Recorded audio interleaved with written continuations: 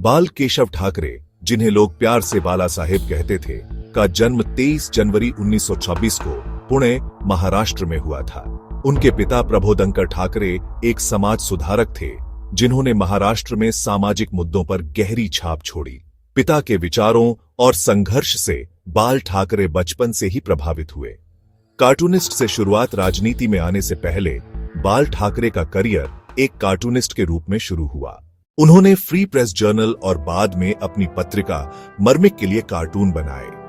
उनके कार्टून तेज और तीखे होते थे, जिनमें उस समय की राजनीति और समाज की सच्चाई को दर्शाया जाता था। शिवसेना की स्थापना 1961 में उन्होंने शिवसेना की स्थापना की। यह संगठन शुरू में मराठी मानूस यानी मराठी लोगों के हक और रोजगार की लड़ाई के लिए बना था। ठाकरे ने मराठी युवाओं को संगठित किया और मुंबई में बाहरी राज्यों से आए लोगों के खिलाफ आंदोलन चलाया। इससे उन्हें जनता का भारी समर्थन मिला और वे जल्द ही महाराष्ट्र के बड़े नेता बन गए। हिंदुत्व की राजनीति समय के साथ बाल ठाकरे ने अपनी राजनीति को मराठी मानूस से आगे बढ़ाकर हिंदुत्व के मुद्दे पर केंद्रित किया। वे खुले तौर पर हिंदुत्व की राजनीति का समर्थन करते थे और अपने बयानों से अक्सर विवादों में रहते थे। 1990 के मुंबई दंगों में उनका नाम सामने आया, जिसे उनके आलोचक उनकी सबसे बड़ी विवादास्पद छवि मानते हैं। सत्ता पर पकड़ बाल ठाकरे ने कभी कोई चुनाव नहीं लड़ा और न ही कोई सरकारी पद संभाला, लेकिन उनकी राजनीतिक पकड़ इतनी मजबूत थी कि महाराष्ट्र में शिवसेना भाजपा की सरकार 1997-99 के समय उन्हें रिमोट कंट्रोल सीएम कहा जाने लगा, यानी असली ताकत उनके हाथों में थी और मुख्यमंत्री उनके आदेशों पर चलते थे।